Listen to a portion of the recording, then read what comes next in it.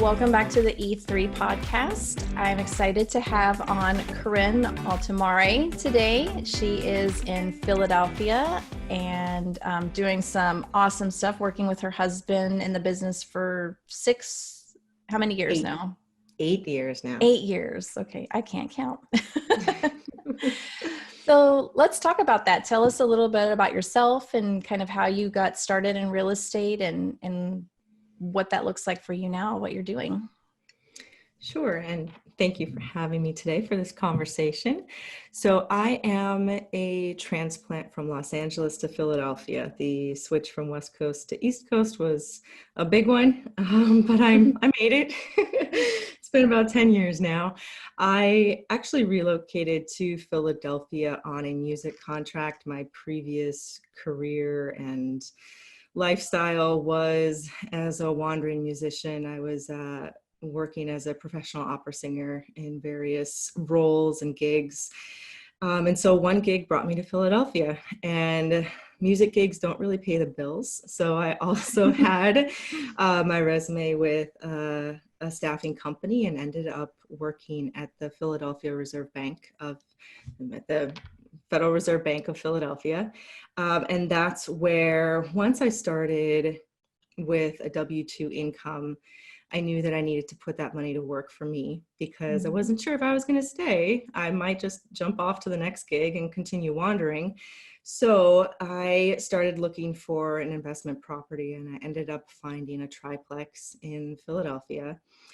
While I was hunting properties, I started dating this wonderful man, and we spent our date nights looking at neighborhoods and walking through properties and doing all of that sort of thing. And then once I bought the triplex, we spent our date nights and our evenings and weekends fixing up the property. So that was our whole courtship. And then by the time that the property was really in good enough shape, we had inherited some tenants, and one of the units was for me to move into.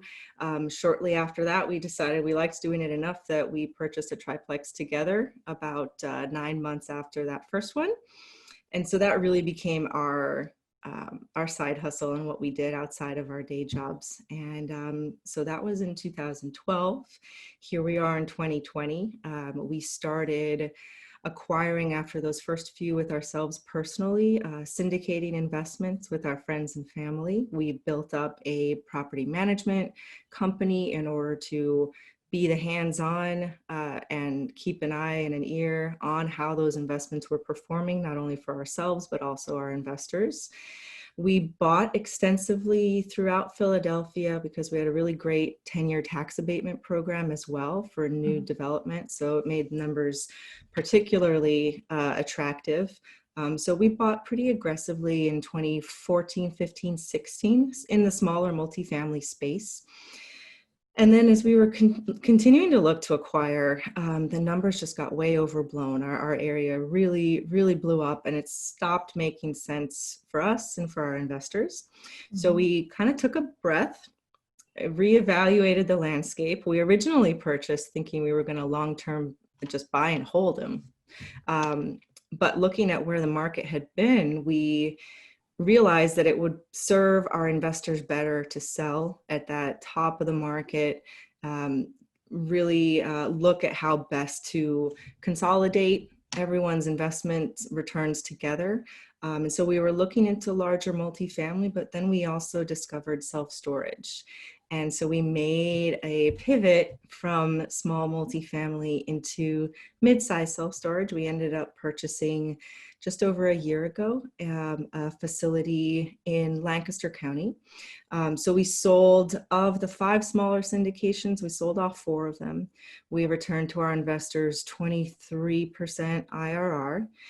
So they made their money back and then some, and pretty much all of them stayed with us and made the move with us to self-storage. That was a much larger project, so we really consolidated all these smaller individual syndications into one larger project. And we're absolutely happy in that space, and we are actively underwriting some off-market portfolio acquisitions. And we're in the midst of a fundraise and underwriting and all of that. So we're continuing to grow in the self-storage space. That is amazing. That is a lot to accomplish in it's been a busy 8 years. Amount of time. Yeah, you've been busy. And you have a daughter, right? We do have a daughter. She's just about 3.5. So it was easier before her. Yeah, it always is, right? Yeah. That's so cool. And so with the self-storage, are you buying existing facilities or are you building them? Okay. We are focusing in on buying existing because our backgrounds, my husband particularly has a deep background in IT. He has 22 years in technology, and my role at the Philly Fed was as an IT project manager. So we're both coming from more of that headspace. We've been in nonstop construction projects, it feels like, of one sort or another over the past, I would say certainly since 2016. So 4 years steady, it's been from one construction project to the next, but that's not really where our key expertise is. So we're zeroing in on existing operations or existing facilities that either are not maximizing technology, aren't really running things as a business. Mm-hmm. The acquisition that we bought last year was what they call a mom and pop operator. It's a husband-wife team. It's spinning off enough money for them and for their lifestyle that they're not really pushing to maximize absolutely everything because they didn't have to. Mm-hmm. So we are targeting existing. If there's potential to build and add on, great, but we really want to just look for facilities that are in place already and just need the business operations and technology to be thrown at it to improve the bottom line. Nice. And so are you planning to hold on to those, or do you think you'll build those up to a certain point and then sell them as well? It'll probably be, we're estimating out a 5 to 7 year hold. Of course, we'll see where the market is. Similar to our journey with multifamily, right? We entered with one plan in mind and then kept our eyes and ears open and weren't afraid to reevaluate based on what we were seeing. So our estimate right now is 5 to 7 year hold, get operations maximized to a point where it would be attractive for maybe a REIT or another larger portfolio buyer. But we'll see. We're going in with plans and then we'll adjust accordingly. And I think that's really smart. And I think that's something people need to really hear and keep in mind, is being able to make those shifts in your business when the plan changes, because I think a lot of times people get stuck, thinking they have to we're going to create the plan. We have to stick to the plan, always don't change the plan, and I think that being able to, like, I'm sure you have an end goal in mind that's, a number or whatever, but changing your, changing what you're doing, what you're investing in, and kind of making those changes in your business as you go along still will get you to that end goal. It's just how you're doing it is, I guess, the big change. It's how you're getting there. And for us, maintaining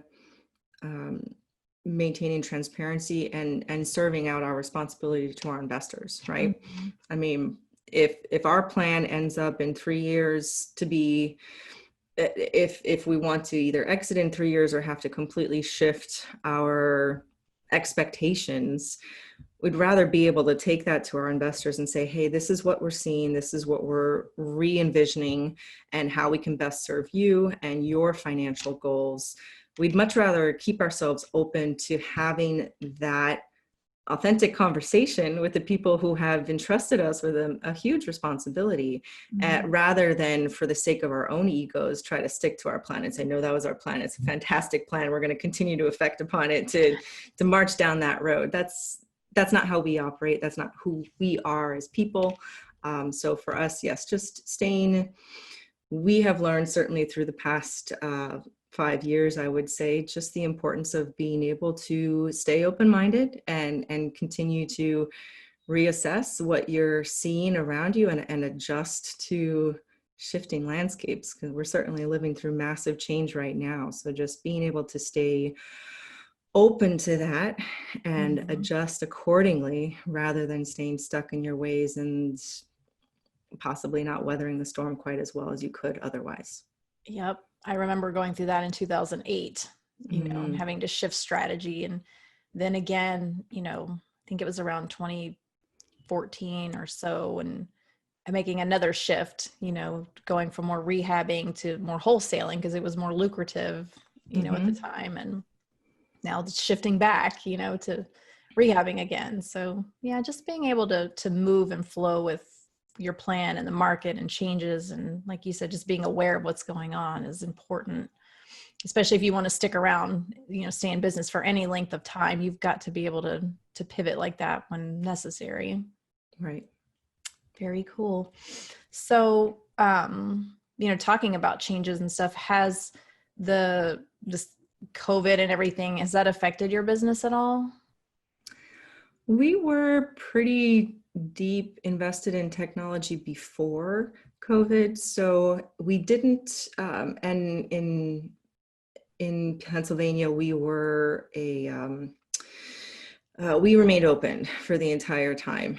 We did not actually ever shut down our operations. What we did shift with our residential apartments and our whole turnover and lease up season is we went to full 3D tours, whereas before we were doing things in person. Now we're doing everything with 3D tours, and we are having interested applicants actually submit an entire application before we're doing one single in-person tour to limit the exposure for our agents, for our existing residents, because we start showing our apartments while they're still in place.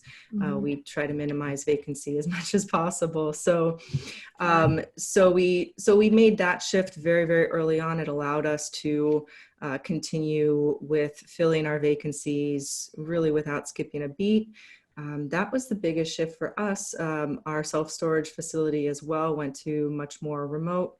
Our part-time manager being on site less and really working more from home and just visiting the property once a day for security checks and that sort of thing. But otherwise we've been able to weather it pretty well, just because we were already so invested in having technology operations with everything that we did. That's good. And it sounds like you probably have some pretty good systems in place too in your business. We do. I have to credit my husband for that. That's his background in IT. We invested very early on in a fairly advanced property management system that automates things from A to Z. And really have focused on continuing to develop that and sticking to the process and the templates that we have, as well as automated notifications and all that sort of thing, so that we're not spending the bulk of our day emailing when a lot of it, especially for management, is standard things that there's normal things that come up during the course of any person's residency in your building. So we've got templates and automated messages for where things are specific to their lease. For marketing and advertising, we also have a tool that we use that syndicates the marketing out to over 50 different listings online and has automated responses to inquiry emails. And again, using the 3D tours, that definitely lessens your time commitment, because we have the photographer go through once and they make a completely interactive 3D virtual tour of the space. So as long as people can read the listing and follow the button to experience the 3D tour, then they should be able to see everything that they would need to for the property. And those who can't, well, that's a filter. So, yeah, for sure. Yeah. You can't follow these instructions, you probably don't want to be renting from me. And we're not going to be a fit, because we're a technology-focused management and investment company. So if that's not going to work for you, then we're just not the right fit. That's all. Yeah. Good vetting thing there. Good vetting tool. So that platform you're using, is that something that you bought and modified, or did he create that, or? No, it's a tool called ShowMojo, and it works. It integrates with. We use Propertyware for our real estate management system. Mm-hmm. That integrates, and we create the listing once within ShowMojo, and then it syndicates it out through all the big listing sites. Some of I know that Appfolio does that, I believe, integrated within their system. We don't use Appfolio, so I can't speak to that.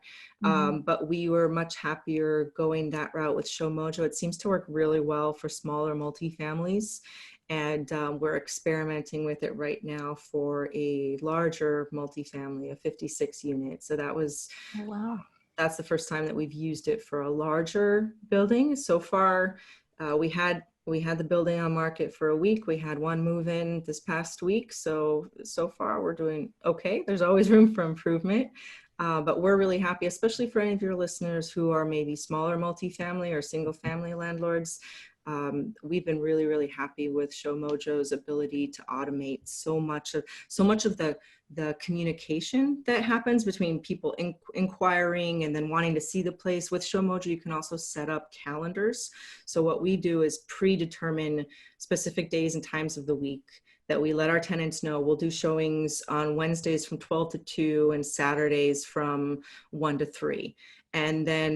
And so that's already set up in the listing so that anyone who's interested can just pick from those pre-approved show times. Mm-hmm. If that doesn't work for them, they can offer up to 3 different days and times, and then we'll work through that as well.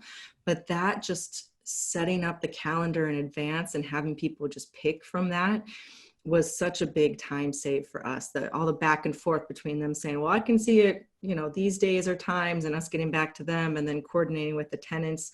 Just taking this approach to it has been such a huge time saver. And also the ability to include our tenants to get automated notifications of when showings are scheduled or when showings are canceled. That takes us out of that whole process. And just think about if you're looking at 50 or 100 units that you have turning over during the course of 3 or 4 months, because summer is our busy season, right? So that's when we're really hustling. If you can take that amount of manual back and forth out of it, then you're that much more able to continue to scale and focus in on other more strategically important things. Definitely. And I am a huge fan of automation. I love automation and delegating. Those two things just are beautiful together. Mm-hmm. It takes so much off your plate. So I think that's really cool. And I'm always curious too, just to hear like what people are using, for automation, different tools and stuff like that. So I might have to look into that myself for my rental properties. Yeah, we can. I'd be happy to give you like a walkthrough of how it works for us after today's convo. Yeah, very cool. It was a game changer for us. So I talk about it far and wide. I should probably be on a retainer or something for them by now. Become an affiliate. I feel like that about some things, but when you're so passionate about something that you're using and when you see what it can do for you, you really do want to. When products are that great, they really sell themselves, and it's just you getting the word out, sharing that with people. And cool. So let's talk about navigating growth. With something that we were going to talk about with kind of what's going on with your business and managing people and all that. What's going on there that we can kind of talk about? Yeah, so we started as a husband-wife team, and it was just the two of us doing everything. And so we always knew exactly where everything stood and who was doing what and how exactly we were working through it. And now as we are continuing to grow and wanting to serve more, right, do more for our investors through larger projects and being able to provide deeper impact that way, we have to step away from the day-to-day operations to open up our time to move into that next role. So we've brought on a leasing and maintenance manager who this is their first summer turnover season, and it's been amazing for me to not be on the front lines of that anymore. And they're definitely walking through the fire right now, but they're doing a great job. It's been life-changing bringing on somebody to do all of the showings and to field all the phone calls and all of that sort of thing. So we are growing into that space where we are outsourcing isn't quite the right word, but where we are delegating. Delegating. Delegating to other people to do the operations so that we can do more of the strategic business growth and identify the next big portfolio acquisition for our investors, and then pull all of that together. The struggle is, I think, really communication and trusting that our employees are handling everything, but balancing that trust with being able to see at any point where things stand, or how things are being resolved, or making sure that they don't need anything from us in order to really be successful with what they're doing. So I know there's a ton of technology tools out there for how management teams can work, and we've tried out various of them. And I think the struggle is less about the tool to do it, but more the mindset of trusting and letting go, but also not completely disengaging, and making sure that we're still there for them to support them. So how to balance those two needs, really.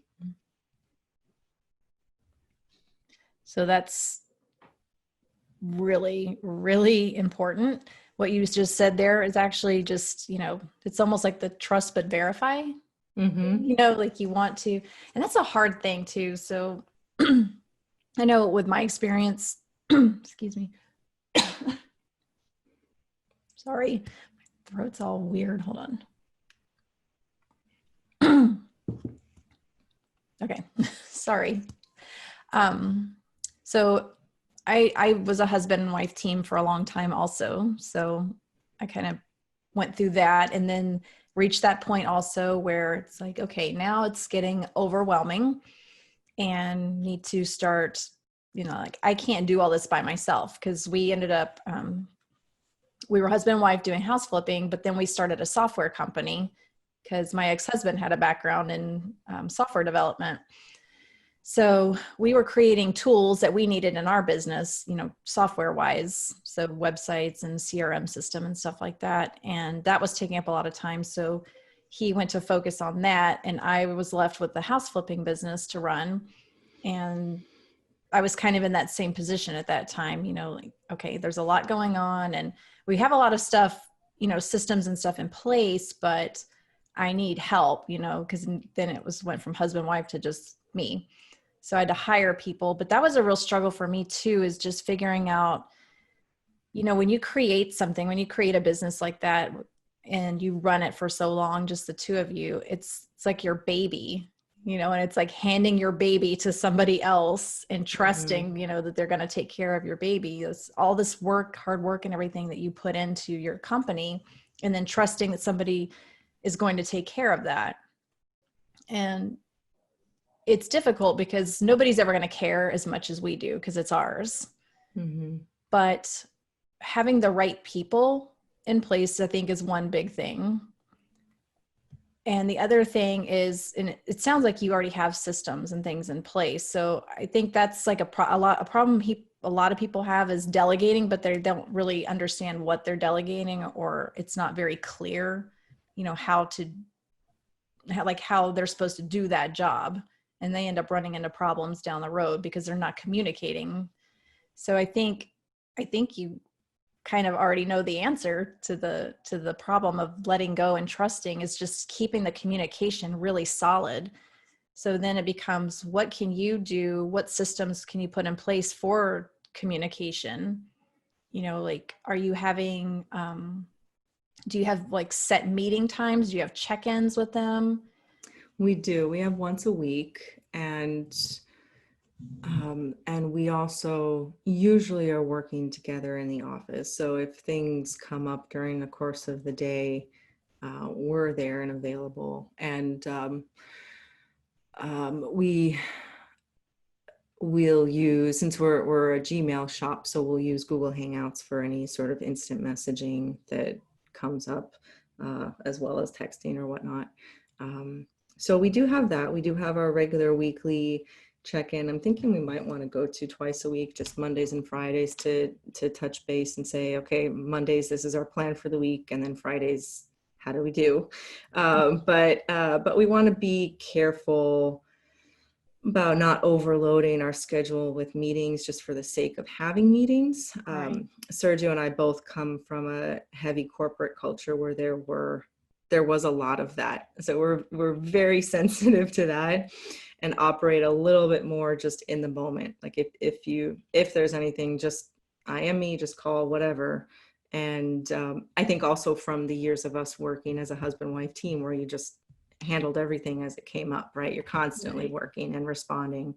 So just working together immediately in the moment. That's something that I think we're also looking to balance, having dedicated focus time for us to be unavailable on the flip side of that, so that we can focus specifically on growth and what our strategic focus is. And so we're finding that because if we don't block ourselves out, then our phone and email inbox will with stuff in a day and think, okay, well, what exactly did I accomplish today? So that's something else that we're also really focusing more on, making ourselves strategically unavailable at certain points so that we can focus on really what needs to be our priorities for the next steps. Yeah. And that's an important thing to do too, is to make sure that you are setting that time aside. Mm-hmm. One thing that came to mind for me was something that we started doing that was pretty helpful and kind of might alleviate the need for so many meetings also. I still think at least a weekly check-in is good, but we started having each person on the team do like a daily report. So like an end of day wrap up kind of thing. Mm-hmm. And I think it was like 3 questions that they had to answer every single day. And it was, what did you accomplish today? Was one of them. And then kind of just like a little quick breakdown of like what they did, to have them break that down. And then asking them if they need help with anything. Like, was there anything that came up in your day that was an issue or a problem that maybe we need to talk about? And so it was just an accountability thing every day. And we just like set up a reminder, and that reminder goes off like if they were leaving at 5, it would go off at like 4:30, like make sure you do your daily accountability. And it's just an email, and it's very informal, but just like, what did you do? Were there any problems? Was there any struggles? Was there something that came up that you didn't know how to do for some reason, or something you weren't sure how to handle that maybe you put on the back burner for the next day or whatever? But by having them report, it was helpful. And then we could see, well, what are they working on exactly? Like they know, what they're supposed to be doing. I'm sure you've probably got that all systemed out already. So they know what the tasks are. They know how to perform the tasks, but what specifically did they do? That way you can kind of keep tabs on that way. And so the other thing is, do you have KPIs for these people? We don't actually right now, no. So I would recommend setting up, determining what the KPIs are for each person and their role, and having them, that's part of the accountability report, so those things kind of all tie together. So for the accountability report, if it's 3 questions, it would be, what did you accomplish today? Maybe what are your goals to accomplish tomorrow? And then what do you need help with? Yeah.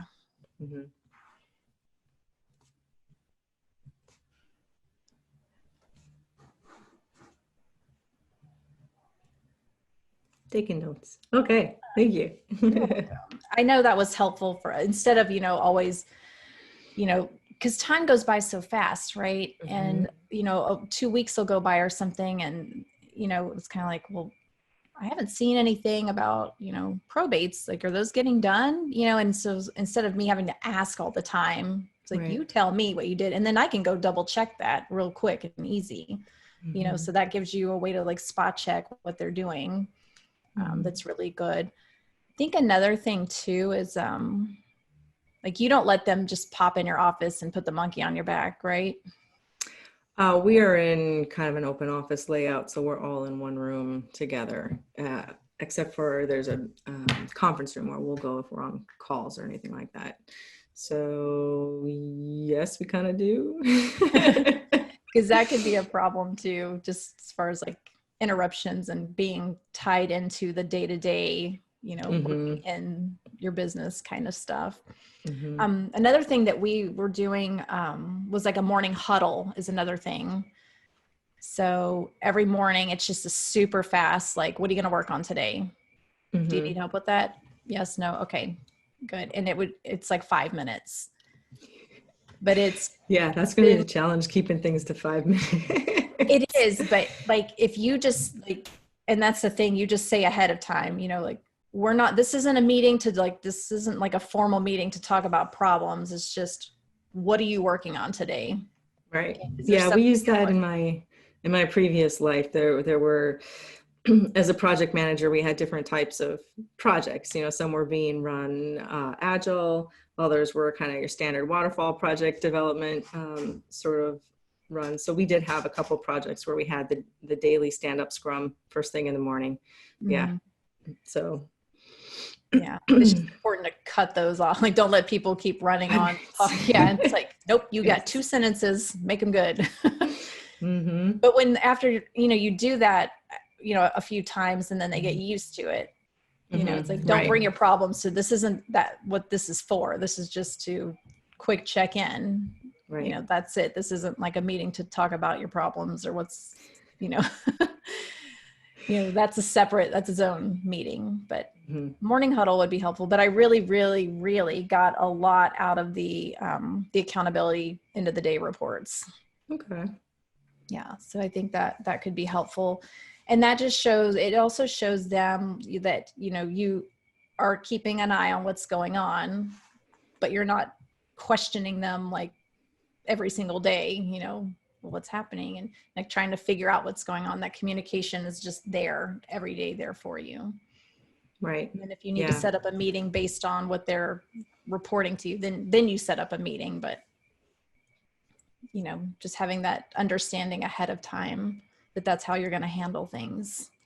Yeah, I like that, because there are days where I'll end up asking them where things are, and I end up feeling awkward about that, because I feel like I am second guessing their work, and that's not how I intend it to be at all. But I don't know how else to really stay on top of what they're doing with so many things going on. So I like that, and I'm sure we could find a way to automate that and just have it sent out at the end of every day, and then that just becomes part of the way we operate. So yeah, thanks for that idea.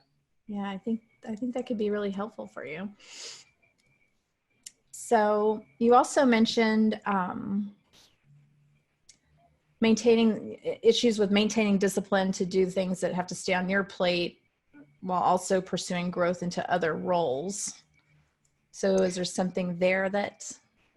This is, we're still it feels like we're in a transition time right now. So it's tough wearing the different hats of, I think we're just playing too many roles right now. And we are actively looking at making at least another hire, if not one or two, because we are still in different capacities in things like bill pay and double checking the bookkeeping and entering of all the bills and making sure that sort of thing gets done correctly.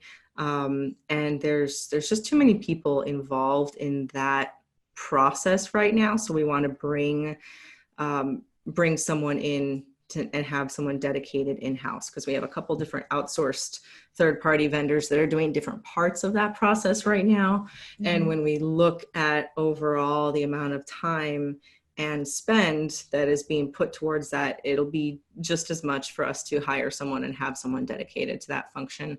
So that was a little bit of just the different ways that our days and our focus is getting sliced up, jumping from reviewing bill pay to a podcast interview with you to then calls with investors. It's just too much different stuff. And for us to really figure out where we need to be focused and stay there and find the right people and validate that we have the right people serving the other roles so that we can all be doing what we're best at doing. Yeah. Have you taken the time to kind of dump out everything that you're doing? Just in like a brain dump, sort of on a blank. Yeah, we do that pretty regularly. It's overwhelming. It is, right? So this is like one of my big things, and I love doing this, and I encourage everybody to do this, especially if you are wearing so many hats, is taking the time to break down everything that you're doing. So I have people write it all out, all the tasks, and then group the tasks together, so all, once you start, and that's like, I'm talking like detailed stuff, like every single thing you do, if you're reviewing invoices, if you're inputting invoices, if you're doing collections, if you're calling people, working with investors, like all the different things that you do, and then group all those things together. Like, these are all the financial tasks I'm doing. These are all the outreach things that I'm doing, like with other investors, raising money and stuff like that. And this is all the stuff I'm doing in the property management. And then figure out, like, based on all those tasks, and you and your husband too, because he's doing a lot too, I'm sure, right? Like, you're both wearing 100 hats. Yes. So everything. And then figure out what the biggest pain point is out of those groupings. And then that's your next hire. Yeah. And then, the great thing about that is you've already got it all listed out already. And so now you know what tasks need to be assigned and what systems and processes might need to be put in place that aren't right now. Because if you're doing a lot of this stuff, have you documented everything that you're doing? So we started out documenting, and more lately we've been just making videos. So of the various steps that we do for any sort of process, just because it's easier. We're finding that it's easier to follow a video, and that there's room for interpretation area in written steps. So we've been doing more just video, like screen recording while we're talking about why we do what we do and what to look for and that sort of thing. So yes, short answer to your question, yes. Awesome. That's good, because then when you bring that person in, it's like, here's all the videos of how to do your job. Right. Here's your video library, all your training. Yeah, we use Loom for that. I'm sure there's a ton of tools, but just we use Loom too. Yeah, it's really good. Mm-hmm. Yeah. So that's where we are with that. We really came to the conclusion that that's going to be our next hire, is someone to just take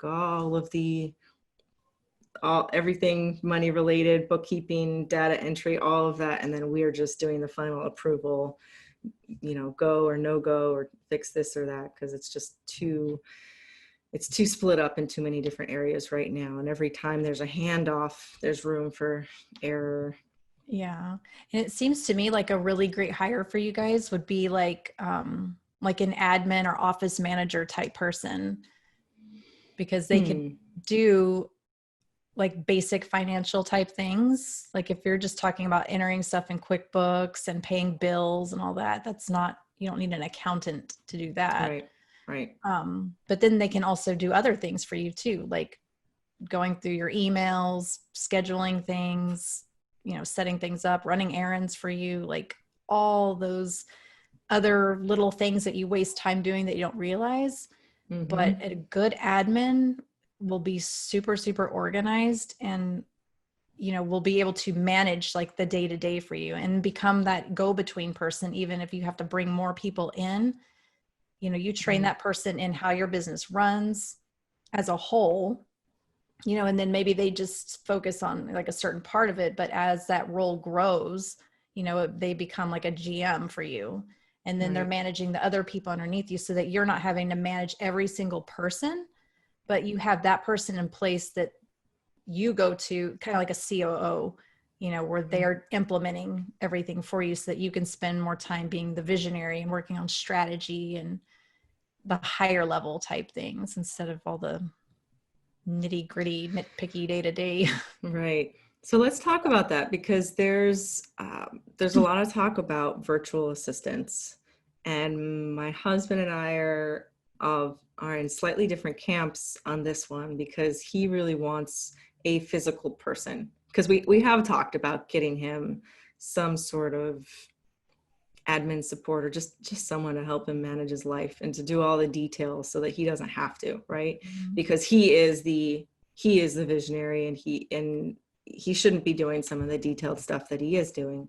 But he wants a person, he wants a physical person. And so that's tough. That's tricky to try to find, because I know there's a whole world of virtual assistants out there, but for someone who wants a body kind of shadowing with them all day long, that's another interesting little wrinkle there. So why the resistance do you think it's harder to find a person to come in, or do you think it's easier? I think it would be limiting our options if we wanted to have someone in person. Yes. Why do you feel that way? Why do I feel that we'd be limiting our options? Just based on the talent pool that I'm seeing online. I'm just seeing huge numbers of, virtual assistants available online, but maybe we need to, I'm just thinking on my chair here since I'm not standing up. But maybe we need to tap into our networks in and around Philadelphia and see if there's anyone that has a rock star in-person assistant, or knows anyone who knows anyone, and just tap into networks that way, rather than trying to do kind of an open-ended search online to find a VA. I'm not sure. Did that answer your question? Yeah, and it was just like a more, trying to get to clarifying the heart of the, So, it's dangerous to just make assumptions that those people aren't out there, because they are. And that, I'm sure. But maybe changing up to, like, I don't know if you have a job description for this position yet, because that would be worth fleshing out first. Because something I learned, and this was actually pretty recently, was it makes a huge difference in how you present an ad when you're hiring somebody. Like I was hiring at the time, I was looking for, what was I looking for? Like a lead manager, I think was what I was looking for, but in the real world, like all of us in the real estate world know what that means, but people that are just out searching for a job don't. And so by posting my ad as I'm looking for a lead manager, it was cutting a whole lot of people out, because people didn't really know what that was, and they're not going to click on the job if they don't know what that means and everything. And so I changed it to like inside sales, because that's really kind of what a lead manager does anyway. And I got a whole new flood of people come in. So it's almost like how you present it. Yeah. Like that's a really good point. And you're not hiring an assistant. What if you say you're hiring an office manager? It's going to bring you a whole nother level of people applying for that job versus, just an admin person. Because that's when you're going to get the, $8-10 an hour people or whatever, but if you put the job out for an office manager, that's going to bring, $20 an hour people in that are more qualified. And it's the same thing. It's the same stuff. It's just the title it's like a mental thing, I think. Right. And I like your point about the language used, right? Whether we're using language that's really specific to real estate, and so might not get as broad of an audience. It brought to mind a conversation that I had in the self-storage industry. We were talking with someone far more experienced with us about our attempts to hire, a good part-time on-site manager there. And the gentleman I was chatting with said, well, I would, for that sort of role, for being just a part-time on-site manager where you're dealing with people walking in or whatever, sales, that sort of thing, I would hire bartenders all day long because they know how to talk to people. If you're looking for someone to be on site, they need to be personable, and you can train them on the technology. You can train them on the business operations. Obviously, they need to have an affinity for it and be able to pick that up. But hiring for personality and characteristics and then training the specific skills set that you need to really fulfill that role, because you can't turn people into someone they're not. So exactly. Thank you. That spun off some that spun off some interesting ideas for me. So thank you for bringing those to mind. Yeah, that was something I learned too. Because I was, also struggling with hiring people for a long time. And because I had never been in a position where I had to hire people. I had never been a manager or supervisor or anything like that. I didn't know what the heck I was doing. So I was just getting these cog in the wheel people, and it was just like they were turning over. I'm like, God, what is going on with this? Like, this sucks. I hate this. I hate people. I hate hiring. Like, I just was fed up with all of it. And then when I made a shift in my mind to, I'm just going to hire people that I like, because they need to be a cultural fit. So and that's another thing. If you don't know what your culture is, you definitely need to establish that, like spend some time thinking and talking about what is your culture, what kind of people do you want to attract in your organization? And when you hire people that you really resonate with and that resonate with you and you feel comfortable with, and they feel comfortable with you and they understand your culture, those people can be trained to do the job.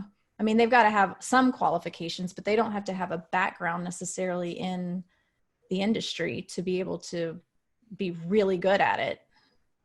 Some of I tell you, good hires, like people that work in car sales, like internet car sales, are great. I hired a former teacher, and she was fantastic as a lead manager. She was my best lead manager because she could talk to people in a way. She was very relatable because she was used to dealing with children, and talking, very, that's a good point. And being very, and she was so good. And, I would hire somebody like that all day long. And what I came to realize when I was looking at all my best hires, they were all people I really genuinely liked, and that had those basic skills, like people skills that you need in certain positions, and they didn't have any formal anything in real estate. Some of them, right. My best acquisitions guy sold like direct TV dishes or whatever it is, and, right. Good salespeople, doesn't matter. They can sell anything, and he even told me one time, he's like, I don't care anything about the houses. I just like making the sale. I'm like, that works for me. You don't have to care about the house. You just care about the people and, treat them with respect and make the sale. And he was really great at it. Those are some really good insights. Thank you. Yeah, you're welcome. So hire for fit. Trained. Right. Well, we are at about time. So it was so great talking with you and kind of working through some of the stuff. Hopefully it was helpful for you. Yes, absolutely. I have my homework to follow up on. I'll have to let you know how we make out. Yeah. Oh, let me make a suggestion to you real quick. I had told Liz about this a few months ago, and she loved it. But hiring people, I don't know if you've ever used WiseHire or not. I haven't heard of that one. You hadn't heard of it either. And I love using WiseHire. I'm not an affiliate. I get nothing from this. It's just my personal experience. But what I like is, and I think you might like it too, since you're into automation and making things super easy with technology, is with WiseHire, basically you create your whole ad, and then you can actually talk to them about what type of person you're looking for. So like based on a DISC test, for example, like if you were hiring a salesperson, you'd want them to have a high D and, like a pretty high I, and the S and the C doesn't really matter as much. And so you can sort of establish some criteria with them. And then they push the job posting out to all the different things. I think they post to everything except Craigslist. So that goes to Indeed, it goes to Monster, I don't know, whatever all the job sites are. But the great thing is then you have your WiseHire account. So you just log into that, and then all the applications come into WiseHire, no matter where they had applied before. And then it ranks them. It's fantastic. Yes. And then it ranks them based on your criteria. And they have to upload their resume, and then you can ask, you can have some email templates where you've got some qualifying questions, or if there's things you want people to do, like when people reach out to us, you know, they have to take a disc test and we want to see their resume. And then I've got like 3 questions that I ask that kind of help me identify fit if I'm even going to waste my time with them. So like one of the things for us is we're big on personal development. It's one of our core values is always improving yourself and your business. And so I don't want to hire somebody that's not invested in improving themselves. So I ask a qualifying question in that job application email, you know, what books or podcasts are you reading right now? You know, what are you doing right now to improve yourself?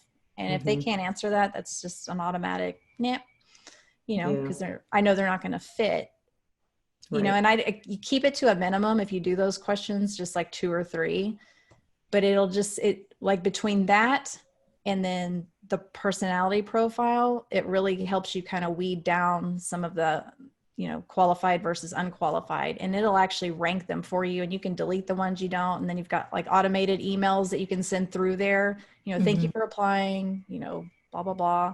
If you want to schedule an interview, how to do that. So it's really a cool thing to use and real helpful for hiring. I will have to, I have the website up right now in my browser. So thank you. I'll look into that ASAP. Yeah, check into that because that would be really, might be really a helpful tool for you to use. So if people want to get in touch with you, how can they do that? We can go good old fashioned email, Corinn, CORINN @hfireholdings.com. Our company website is Hearthfire Holdings. That's where you'll see our available listings as well as any investment syndications that we have. We do keep our syndication projects, we keep open to sophisticated, non-accredited investors. So we don't broadly publicly advertise what we have going on. That's only to our existing network. So if people want to find out more about that, they need to reach out to us directly. And then for any of your listeners that are in or around Philadelphia, I lead the local TheRealEstateInvestHER Philadelphia chapter Meetup. If any of your listeners are not familiar with the Real Estate Invest Her community, they should be. It's a weekly podcast as well as an online community. And so in and around the Philadelphia area, we have a monthly meetup. And so I would just encourage anyone local to come find me there as well. I'd love to see people either face-to-face or on Zoom meetups, depending on our level of lockdown. We'll either be in person or online for a bit. So, but yeah, thank you so much for having me today. This was really helpful, gave me some good things to think about and take action towards, and really appreciate your time and your insight. Awesome. Well, thank you for joining us, and be following back up with you and see how the WiseHire worked out and delegating and everything else. So thank you again. You'll keep me accountable. Definitely. Yes. All right. Talk soon. Okay. Thank you.